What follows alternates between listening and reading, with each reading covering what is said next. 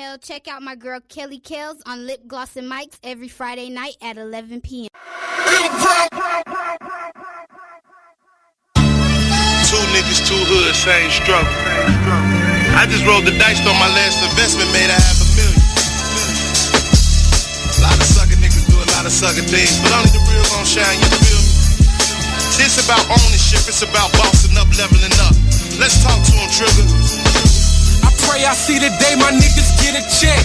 Bunch of bosses celebrating cause we free from debt. Money make the world go round, but you can't buy respect. Brand new Cuban like a trophy swinging from my neck. Big Cuban links, big body Benzes, top of the world. I'm staring down through these Gucci lenses. We living life, ain't sparing no expenses. Tunnel vision, every day I'm focused on my riches. Building with my missus, we just started up a business. I'm talking ownership and hopes to motivate the trenches. Oh, what a feeling when you young, like rich and independent. When can't nobody tell you shit, that's when you know you winning. When you do what the fuck you want, that's how you know you living. Sky's the limit when you believe it's no such thing as ceilings. They dreaming about that brand new race with stars up in the ceiling. Won't settle for a couple bricks, I'm trying to buy a building. My ambitions made me fearless on this quest for millions. Them haters know I'm in my bag, so now they in their feelings. I pray the Lord to make a better way for all my niggas. Outstanding member in my hood, I dealt with all the dealers. I pray I see the day my niggas get a check. Bunch of bosses celebrating cause we free from debt. Money make the world go round, but you can't buy respect. Brand new Cuban like a trophy swinging from my neck. I pray I see the day my niggas get a check. Bunch of bosses celebrating cause we free from debt. Money make the world go round, but you can't buy respect. Brand new Cuban like the trophy swinging from my Credit neck. union, home improvements, have to fix my TransUnion. I'm advanced, I'm a student when I ball like no stupid at the dealership. Treat me like I got a membership, no down payment, sign off. You can check the penmanship, I got benefits. Credit card, bitches limitless. I just flip my stimulus, invest in supremacists. Ballin' B, hear the money calling me. Money talk, little nigga, you don't wanna joke with me. Bitch, I'm on a different level, make them wanna audit me. Got my lawyers on it, redefine prison policies. Any episode, net glow, check the Cuban links. Diamond ring, celebrate every time a new release. Used to want a new Caprice, I could buy, I could lease. I just bought a new piece, put some diamonds on my knees. Used to chase a record deal, you can ask my relatives. Now I'm live on Zoom, meetings with executives. Yeah, VIPB, what up, Trigger? Let's get it, let's get it. Good evening, everybody, and welcome to Lip Gloss and Mics. And tonight with me, I have C.A.Brown, and he's pretty chilly where he at. Oh yeah, it's cold. It's cold out here, man. I'm out in Chicago. You know, it's nice and cold out here, the Windy City. I bet. So I was looking over everything. The song you heard, everybody, was Cuban Link, and that's on his EP release, King's Testimony. And by the way, I love that cover on King's Testimony too. Oh yeah, thank you. A lot of people, I've been getting a lot of people telling me I resemble Dr. King on the album. Yeah, it was nice. I like it. Man, appreciate it. All right, so I gotta ask is, how did you go from Trigger Trend to C.A.Brown? Well, you know, just to make a story short, it was just growth as an artist. You know, when I was Trigger Trend, that was just the younger version of myself. You know, just a lot of street-based music, a lot of street content. You know, only catered to a small audience. You know, as C.A.Brown, you know, I just came into my own self. C.A.Brown is actually my real name, Corey Anthony Brown. So, you know, it was just a transition, you know, into bringing you to a more personal side of myself and kind of getting rid of the alter ego and everything like that, because I realized that I didn't need that in my music. I was good enough as myself. Gotcha. I like that explanation. I was also impressed that you didn't classify yourself under drill category. Oh, no, not at all. Because I've interviewed I'm a little too old. I'm a little too old to be doing drill. You know, like that's no disrespect to any of the artists that do drill, but I just don't stand for what the drill culture stands for. I don't agree with, certain things about it. I understand. I totally, but I've interviewed a lot of Chicago artists, and most of them, well, I wouldn't say all of them, not a lot, but I mean, a lot of them were on the drill, because that's where I learned about the drill. So I was like, wow, he even said he doesn't classify, so I thought that was pretty cool. I like that. I'm more on the conscious side. I'm on the more conscious side these days. Yeah, and I see you were inspired by Tupac and Jay-Z. That's the first time I think I've ever had anybody tell me Tupac and Jay-Z in one. You know what I mean? It's usually either Tupac or Jay-Z, not both of them. So that showed me right there. Those are my two favorites. But I'm inspired by all the greats, though. I'm big. I love Nas.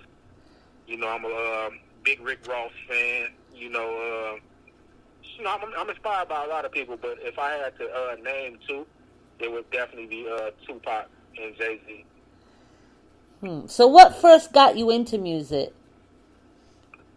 Well, I started doing music. Well, I was fascinated at an early age because, growing up in the house with my older cousins and older brothers and stuff like that, they playing, like NWA and Ghetto Boys and stuff like that around the house. So it was just kind of like I was fascinated by the art form early and their ability to put words together, and rhyme schemes and stuff like that. So it just, I was intrigued by it very early. So I just decided to try it for myself. So I started writing raps when I was about 12, and I probably actually recorded my first one when I was about 14. And, I've just been going ever since. Oh, wow. So you did start at a young age. Now, do you see the difference in your music from then and now? Because, of course, you've seasoned. Oh, yeah, definitely. Definitely. Especially now, with the rebrand and the transition from Trigger Trend to C.A.Brown, I'm receiving, like the feedback I'm receiving right now is much different than I've ever received, because I've tapped into something else. I've tapped into, my real life. I'm not really focused on trying to do what's necessarily popular. I'm just doing what's true to me. It's a lot of integrity in my music, and just a lot of truth. I'm trying to bring like the soul feeling back to the music. So yeah, I'm definitely, and it took, speaking on the growth part, it took for me to actually live for a while and go through some things to be able to even be where I'm at musically right now. So yeah, it's a lot of growth in the music. I can see that, though. I think we all go through that in like one point where we all see it. As long as you see your development and your growth, then you got that. You know what I mean? The ones that don't see it, I don't know what happens to them. Yeah, anything don't grow dead. Right.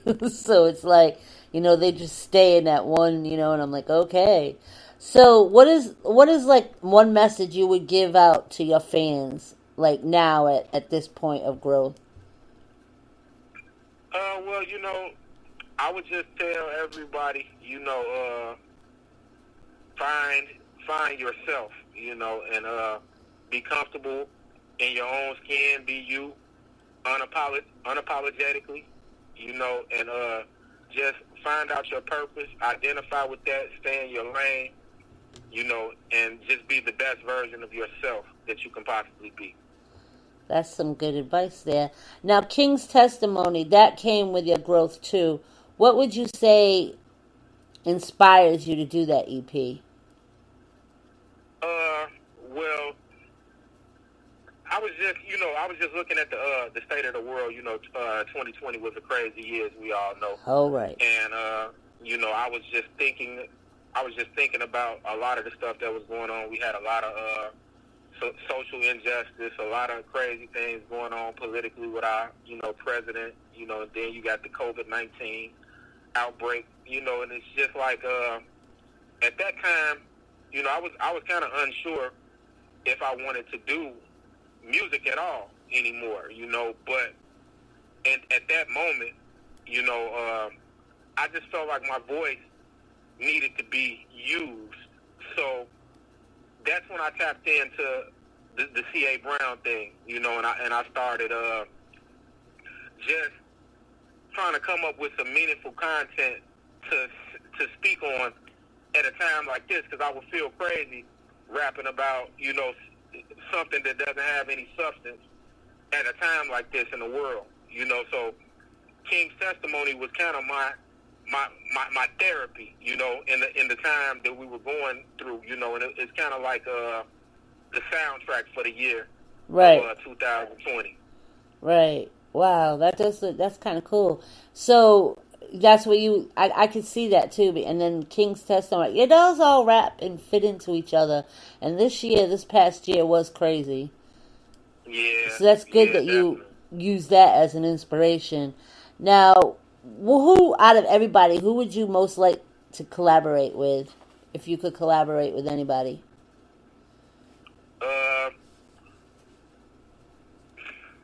Probably, you mean like a rapper, producer? Rapper. Rapper. I'm a big Rick Ross fan. You know, I like to get it in with Rick Ross, or probably like Nas or somebody like that. Yeah, Nas would be so cool, especially like after the King's testimony and Nas coming through. That would be like crazy.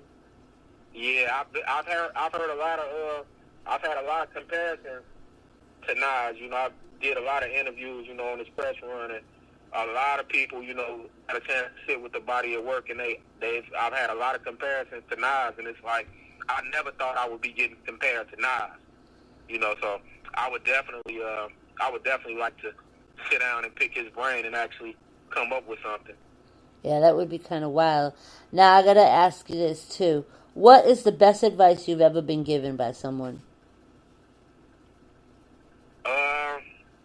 Let's see, the best piece of advice I've ever been given by someone. Oh man, keep the faith. You know, no matter what you're going through, you know, tough times don't last. Tough people do. You know, the best piece of advice I've ever gotten was just to stay strong. You know, in tough times. You know, life is about perseverance. You know, we all hit the floor, but you can't make a pallet there. You got to get up. All right. That is true. That's actually one of my things I always tell my people is like, keep the faith, you know, don't let that go, because like you said, tough times don't last and you get through. Yeah, indeed. Now, you're going to laugh at this one, but do you sing in the shower? Oh, no. You don't, for real? No, you know what? I might have a couple times, you know, I might have a few times, you know, it ain't like a regular thing, though, but, you know, if I'm feeling good or something on a Saturday morning, Yeah. get in the shower, you know, I might hit a couple notes. So is it your own music, or do you sing some, like other people's music?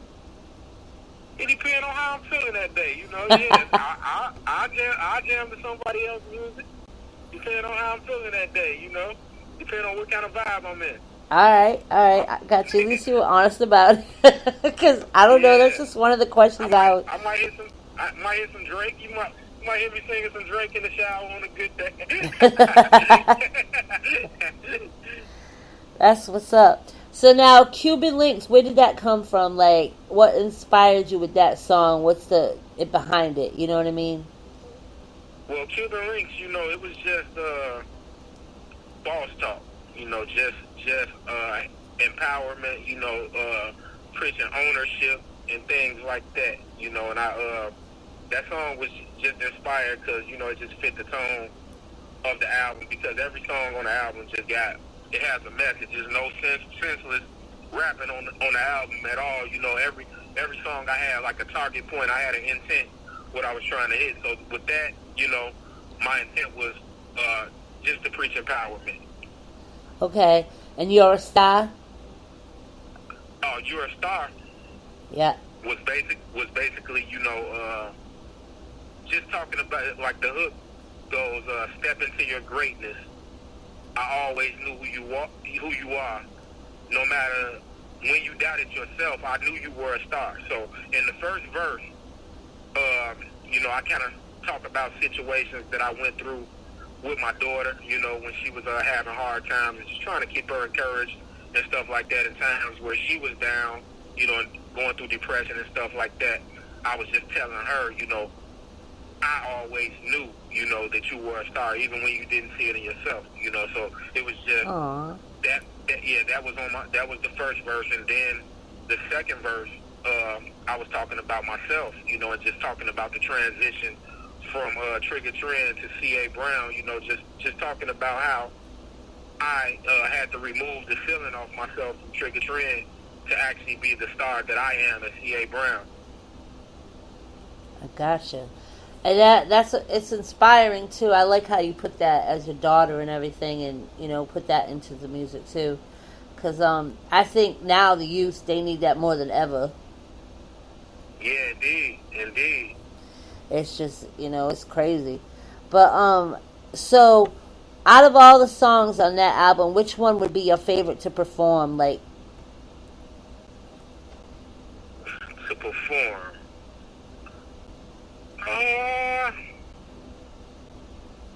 I don't know. Like, let me think about that. To actually perform. I like performing "Make America Great." "Make America Great." That's a great performance song. I like performing RNS also. Both of those songs right there. I like to perform those. With the pandemic going on though, I don't really get a chance to perform. That's right. I hate that. I hate that part about it. So it's like that out in Chicago too, because I know here like everything's pretty much closed up, and the clubs, they're closed by a certain time, and you don't really see that much live performance at all. Yeah, it's like that. Entertainment, taking a hit right now. So you just got to come up with other ways to stay engaged with your fans and stuff like that. So yeah, it's not a lot of performing going on. That part right there kind of sucks. Especially putting out a new project. Absolutely. So if there was one thing you could change, anything in the industry, what would it be? If I could change anything in the industry, I would just I wish that the industry would not promote such negative things, because a lot of like how we were just talking about the drill. Yeah. I feel like the industry takes a thing, a negative thing, and they run with it. Drill was pushed to the forefront because of it started in Chicago. We had extremely high murder rate, and stuff like that, and you got young kids that are really living that life, and the industry just uses it as a platform. And they just see dollar signs, because they know they can sell the image of these young kids from Chicago who gangbanging and actually, doing the things that they say in the raps.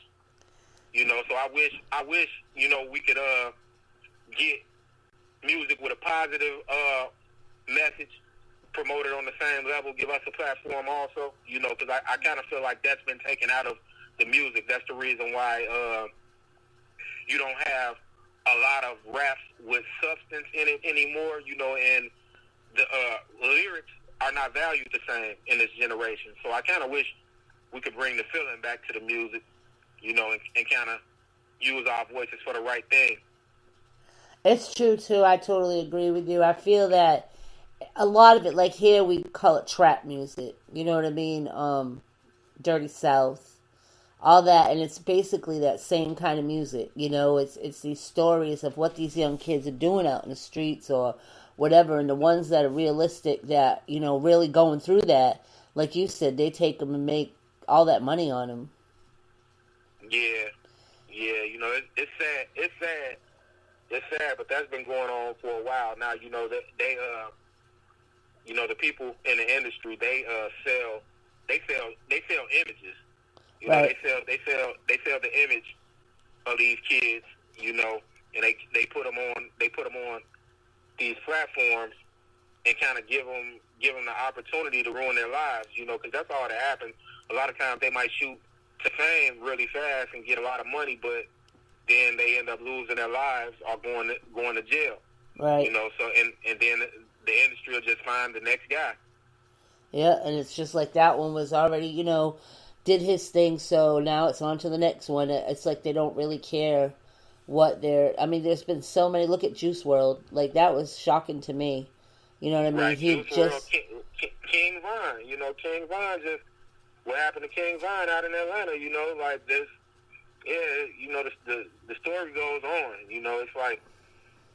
It's crazy. It's sad, you know, and being in Chicago and actually being on the inside and kind of knowing certain things about what's being rapped about on these drill records. You know, when you come from here and you actually know that in some of these raps, you know, they're actually disrespecting the dead, and you know, they're talking about things that actually happened. It's not like it's not made up.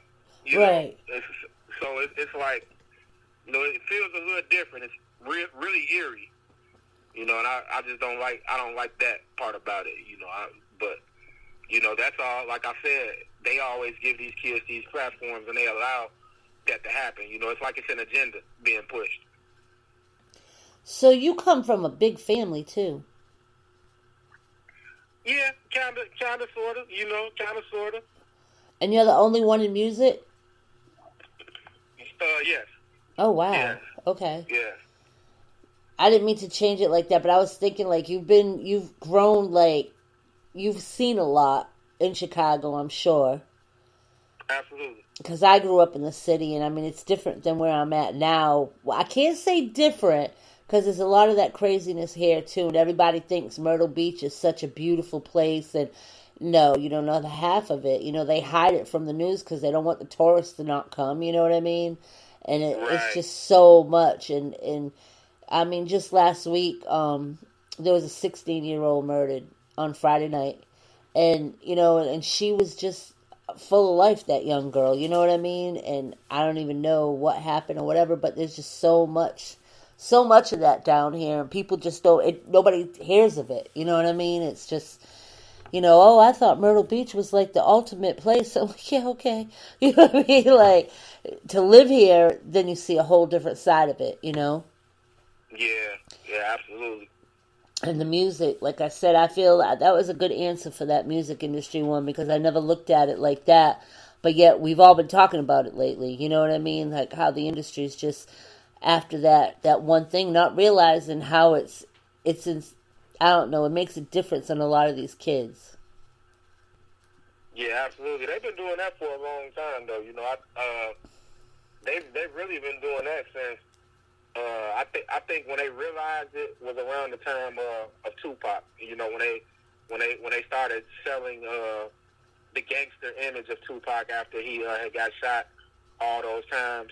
You know, and right. then, and then he had the situation with the police where he shot the police officers and stuff like that. After that, they started more so selling his image and his story more so than the music. I think that was when they first discovered it. And then after that, they made 50 Cent. They created they created 50 Cent based off the same things. They made him basically the next Tupac. They sold you the same story, you know, this guy got shot all these times, you know, this, you know what I'm saying, tough guy from the streets, you know, they sold his image. Yep. You know, and made him a megastar. He, you know, his first album went diamond or something crazy like that, you know. So when they realized that they could sell images, that's when talent wasn't so much as important anymore. You know, I think that's when we began to lose the substance in the music, because now if you've got a backstory that they can sell, it doesn't even really matter. They can make you into a star. Yeah, you know, yeah. They can make you into a star. You don't have to have much talent at all. That's a good point. I never looked... I mean, I've always looked at it in that sort of way, but not like how you just expressed it. You know what I mean? And it didn't even hit me with 50 Cent. But that, yeah, now that you look at it, his whole background and all that, it didn't even matter if he could sing or not.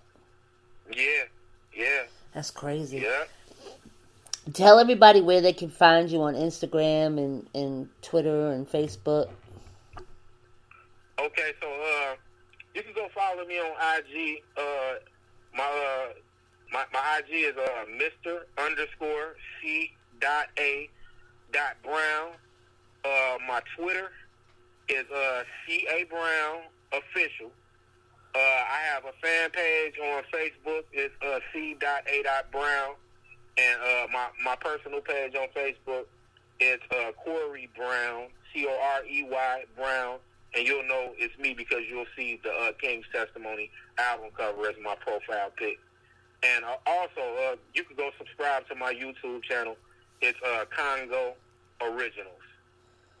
And you can find his music on all streaming platforms, correct? Yeah, King's Testimony is out on all digital streaming platforms right now.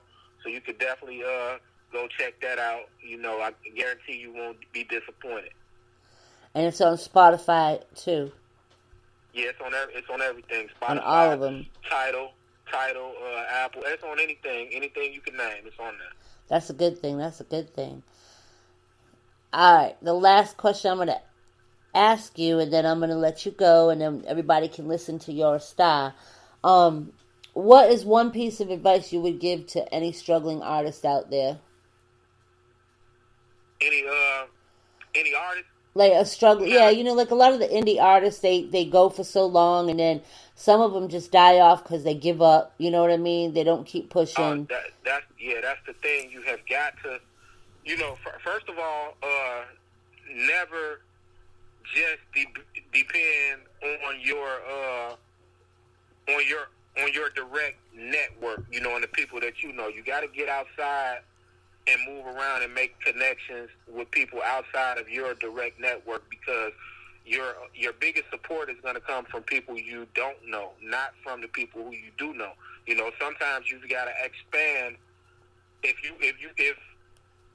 being a guy in your neighborhood is what's important to you, then you need to think outside of the box first, because once you expand, then everybody from the neighborhood will gravitate to you, you know, but you got to think bigger than that. You know, sometimes you just got to move around because you may not have enough resources in your neighborhood, so you got to outsource and go find the people you need to get where you're trying to go to, you know, and just engaging with your fans, you know, is huge, you know, nowadays, finding that fan base, you know, because you can't just stop at local.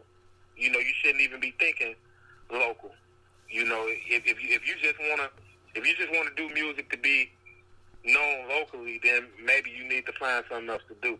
You know, not even saying it like that, but that's just being real. I say that too.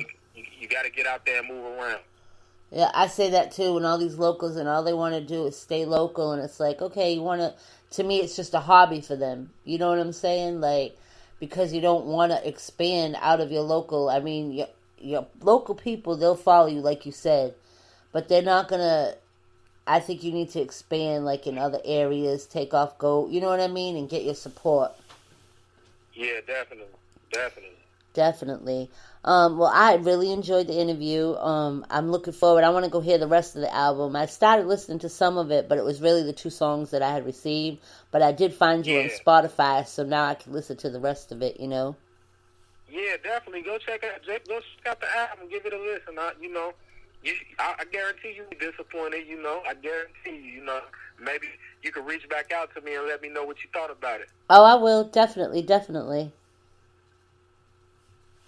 So everyone, y'all gonna listen to You're a Star now. And you want to introduce it and tell them what it's kind of like. You already mentioned that it was about your daughter and everything, but that was the beginning of it. You want to introduce it? Okay, so this record is off the King's Testimony album. It's called You're a Star, featuring Tina G, produced by DJ Payne 1. So check out You're a Star. And here you go.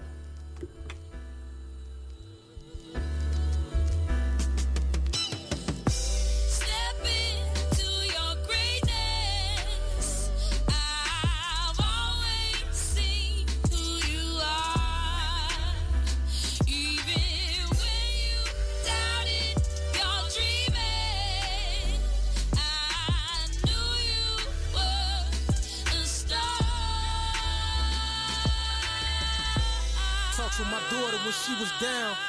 I told her pick up your head, adjust your crown. It's fucked up when your moms will put you down and she wasn't at the school to see you in your cap and gown. You went through a lot and I felt your pain. I couldn't save you from that and I'm still ashamed. I tried to be your umbrella throughout the rain. Wasn't properly prepared as a parent, I take the blame. Tried to keep you encouraged, you was discouraged. Battles with depression, in time you question your purpose. But even at your worst, I always knew your worth. Became a beautiful rose, emerged from the dirt. Hurt you just signed a lease, you got a place now. So tell me what them non-believers gotta say now. I always knew your potential, I never doubted you. I been knew you could do it, I'm super proud of you. Step into your greatness. I've always seen who you are. Even when you doubted your dreaming, I knew you were a star.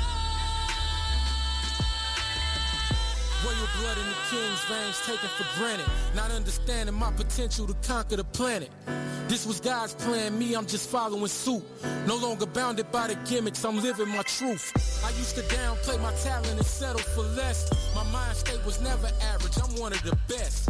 Yes, at times I thought of quitting, but I never been a quitter, my nigga, who am I kidding? Done some soul searching and found a different approach. Dropped the alter ego, and now I'm one of the GOATs. And